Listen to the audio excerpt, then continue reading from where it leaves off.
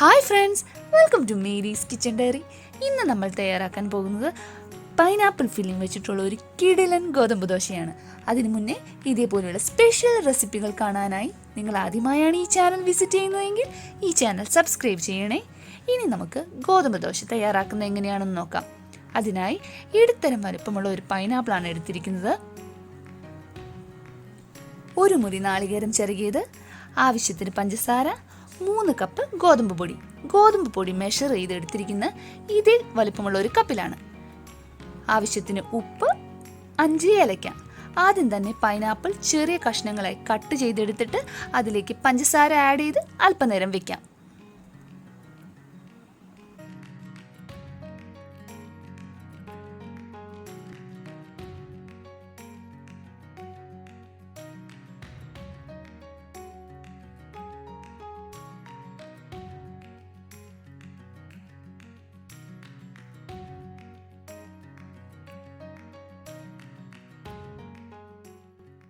Pineapple cut ചെയ്തെടുത്തതിൽ നമ്മുടെ ആവശ്യാനുസരണം പഞ്ചസാര ഇട്ടിട്ട് അല്പനേരം വെച്ചതാണിത്.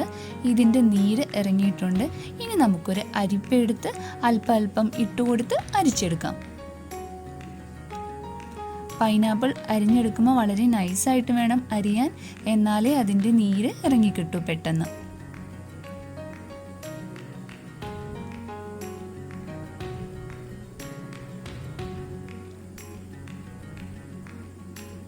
ഇതാ കണ്ടോ, ഇതേ രീതിയിൽ നമുക്ക് ബാക്കിയെല്ലാം അരിച്ചെടുക്കാം.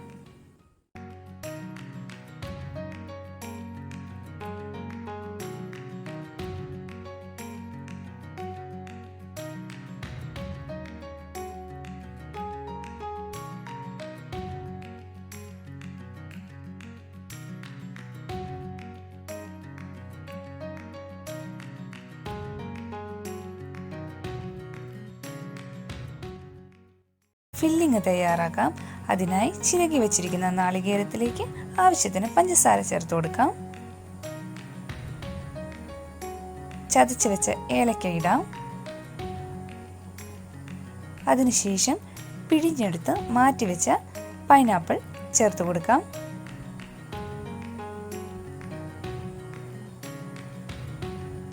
എന്നിട്ട് നല്ലപോലെ മിക്സ് ചെയ്തെടുക്കാം.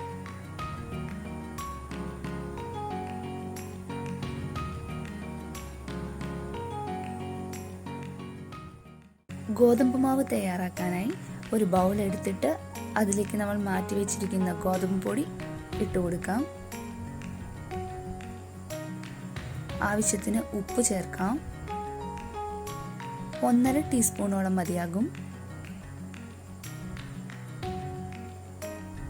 ഇനി നല്ലപോലെ മിക്സ് ചെയ്യാം. അതിനുശേഷം പിഴിഞ്ഞെടുത്ത പൈനാപ്പിളിൻ്റെ ചാറ് ഇതിലേക്ക് ഒഴിച്ചു കൊടുക്കാം.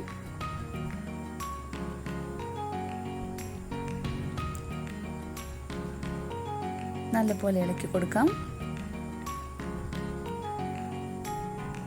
മാവ് കുറച്ചുകൂടി ലൂസ് ആവുന്നതിന് വേണ്ടി ആവശ്യത്തിന് വെള്ളം ചേർക്കാം. സാധാരണ ദോശയുടെ ആ ഒരു കൺസിസ്റ്റൻസിയിലായിരിക്കണം നമുക്ക് ഈ മാവ് തയ്യാറാക്കേണ്ടത്.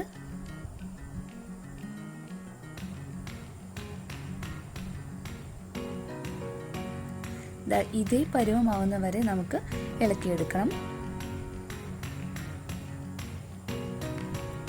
ഇനി നമുക്ക് ദോശ ചുട്ടെടുക്കാം. ദോശ ചുടാനായി ഒരു ചെറിയ പാത്രത്തിൽ അല്പം നല്ലെണ്ണ എടുത്ത് അരികിൽ വയ്ക്കാം. മീഡിയം ഫ്ലെയിമിൽ പാൻ വയ്ക്കണം. കല്ല് ചൂടാവുമ്പോൾ നല്ലെണ്ണ തേച്ച് കൊടുക്കാം.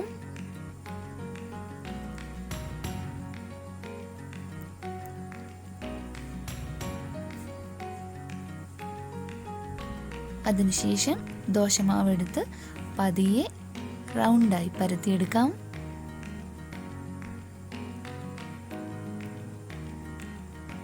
ഈ പരുവമാകുമ്പോൾ ദോശ മറിച്ചിടാം.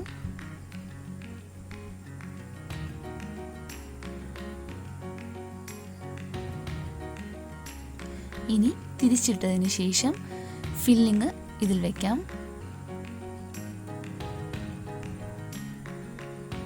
2.5 ടേബിൾ സ്പൂണോളം മതിയാകും.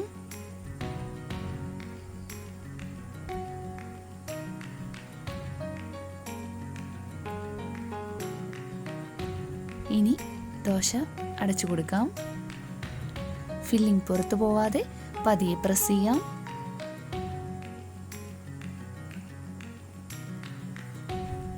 ഒന്നുകൂടി മറിച്ചിടാം. നമ്മുടെ പൈനാപ്പിൾ ഫില്ലിംഗ് ഗോതമ്പ് ദോശ റെഡി ആയിട്ടുണ്ട്. ഇതേപോലെ ബാക്കിയെല്ലാം ചുട്ടെടുക്കാം.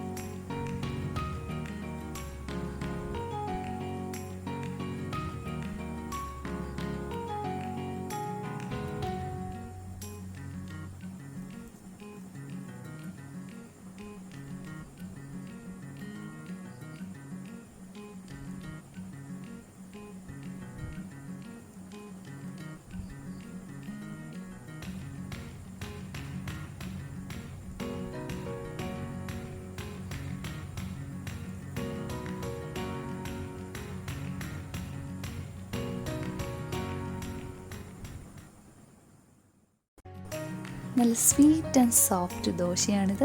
പൈനാപ്പിൾ വെച്ച് മാവ് തയ്യാറാക്കിയതുകൊണ്ട് പൈനാപ്പിളിൻ്റെ നല്ലൊരു ഫ്ലേവറുള്ള ദോശ. അപ്പം എല്ലാവരും ഈ രീതിയിലൊന്ന് ട്രൈ ചെയ്ത് നോക്കണം. ഈ റെസിപ്പി ഇഷ്ടമായെങ്കിൽ ലൈക്ക് ചെയ്യണം, ഷെയർ ചെയ്യണം, സബ്സ്ക്രൈബ് ചെയ്യാനും മറക്കരുത്. Thank you for watching.